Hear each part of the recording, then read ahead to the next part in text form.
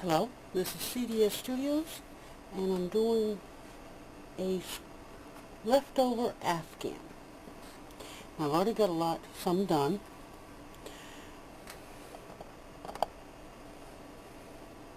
What this is, I used all my leftover yarn. Haven't tucked anything in yet, and I made strips, and I'm doing seam as you go. Very nice seam, and it's currently the length of a king-size bed from the headboard to just below the foot. And what I did to start with it, I cast on 30 stitches. I just used a crochet cast on, which is the one I like doing the most, and I knitted, I think it's about 500, maybe 500 rows. I'm not real sure, but I'll find out. And then the first strip, I just knitted it straight, 30 stitches, X amount of rows. The next row, the next strip, I cast on my 30, and then I took my edge. I always start on the same edge, and I took the first stitch on the edge and hooked it on this needle right here, and so that I would always pick up the same end. What I did, where is it? I took one of my business cards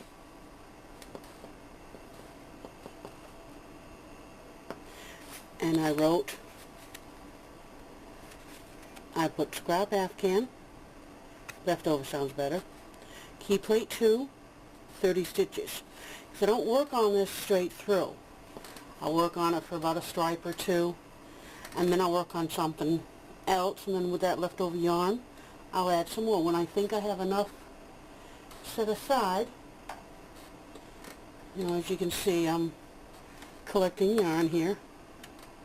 When I think I have enough set aside, I'll start another row. And this way, none of my yarn is wasted. It's not sitting there, waiting, feeling left out.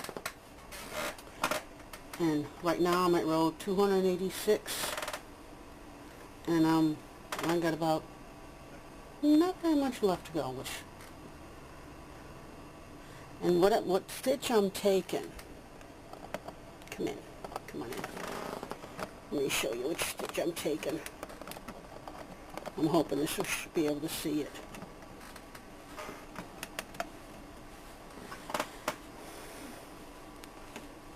Is on the edge. Let me get a color that shows up better.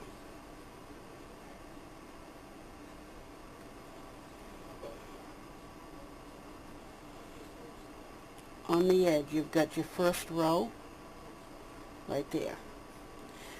The one I'm grabbing is this edge right here. So it's not the first stitch, but it's the first edge of the second stitch. And I'm hanging every other row, and then I knit 2 rows.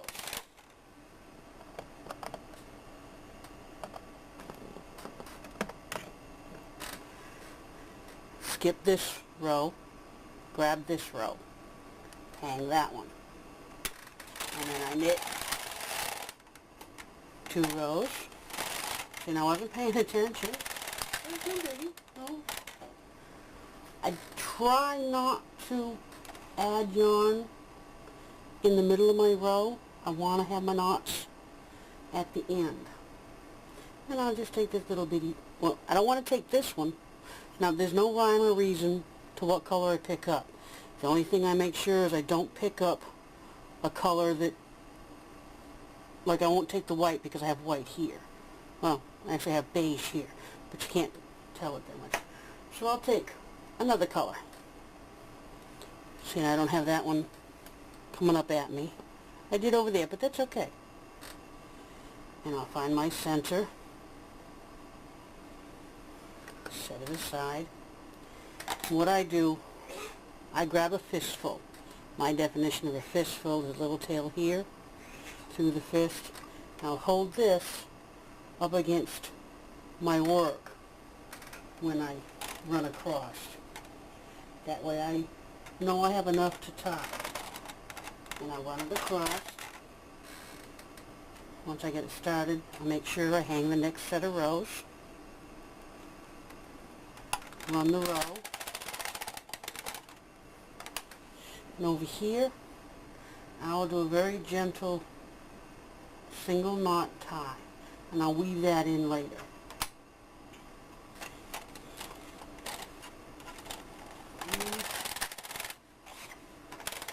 2. Skip a row. This is also called mattress stitch. Oops, did you see? You have to watch this stitch because it doesn't always like to stitch.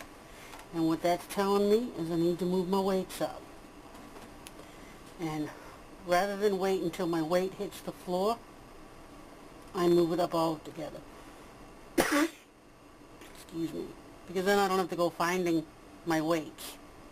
They're still right there. It's maybe about 40 rows, give or take. It's not imperative that you move it a specific number of times. Get 2 rows. Check my weights. Hang the next row. When I don't skip the first stitch, I get a really strange join, which I don't know if you can see that well. See it kind of making a crissy-crossy thingy? And see how it changed here? I'm not sure if you can see it that well here. This one's a lot neater than this one here. But this is just a leftover Afghan, so it's not. And if I was doing a sweater, I would not have done that. I would have made sure that it look right. But this is just for me and my family, just to keep us warm this winter. A few days that I do need something. Something like this is great when you sit and watch a movie. It's going to be big enough for me and my husband, because I'm planning on it for a king-size bed. And I just used 30 as an arbitrary number because it's a nice, to me it was a nice thickness. And I did get a little, I did not intend on making it as long as I made it. I wanted a lap Afghan. But I got carried away with the blonde before I realized how long that was. And so now it's for a king-size, a California king-size bed. And I just continue this on, grabbing every other stitch. And the way I'm going to end this, I'm going to do the same thing as this, but instead of 30 stitches, I'm probably going to do maybe 10 stitches, and then I'm going to do a rib on the border, and I'll do seams that go on the sides. I'll do the same thing going across the top, but I won't take every stitch. It's kind of like do 2 stitches and skip a stitch. It depends on your gauge and how much your yarn puckers. You know, do a little bit and look at it, see how much give it is. And I haven't decided if I'm going to do a miter corner or not. Probably not. I want this simple. Now I could do, which I may still do, a folded band. Which, in that case, I will knit 20 rows, seam as I go, on one end. and then I'll fold it into the back, and this row that's here, I'll stitch it to that. I may try a small portion of that just to see how it looks on a small piece. I'm expecting it to look kind of like when you do a hat brim, because it's the same method. And I think it'll look quicker.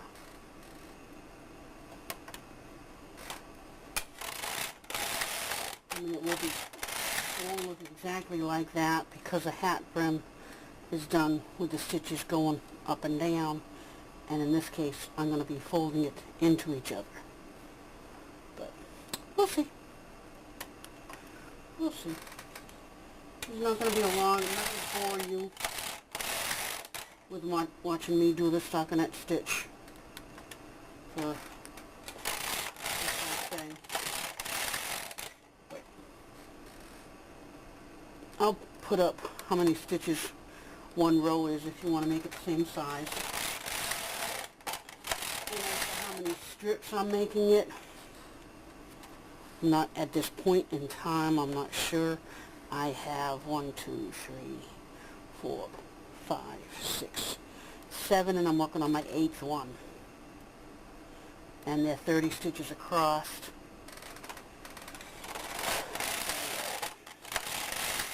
3 times 8 is 24, so I've got about 240 stitches going across the top.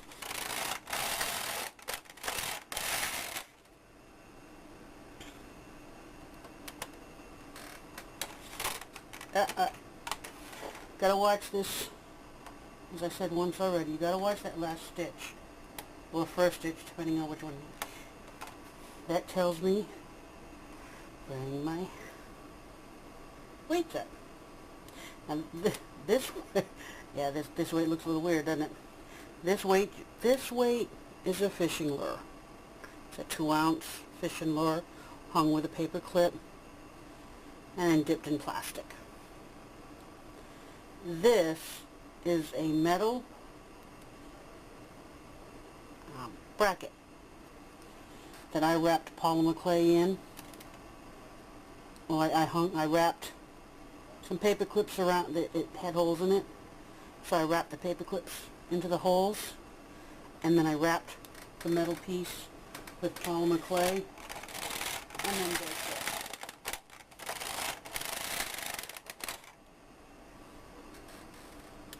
And it actually works as a lightweight weight, but I did add 3 more weights just to be sure that it was hung, that it, you know, stayed.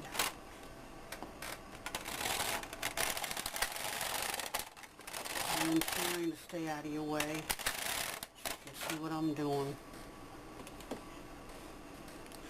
Now when I get to the last row, I want to make sure my carriage is on the right hand side, so when I hang this last stitch, which is right there, I won't run across it. I'll cast off on that particular row. That way my ends will be fairly even, fairly straight across when I go to do it. And I always start on the same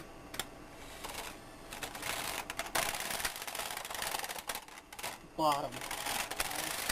Where I put my card, and I just use a paper clip to hook it together. That's just so that I can remember which end I want to stop at, and I wouldn't have to remember what color I started that previous strip with. My memory leaves a little bit to be desired. And that is all I'm doing. That's all I've done. And I'll finish the rest off camera. And at the end I'll put how many rows each strip is. Shoot me a line if you make one. CDS Studios. Have fun.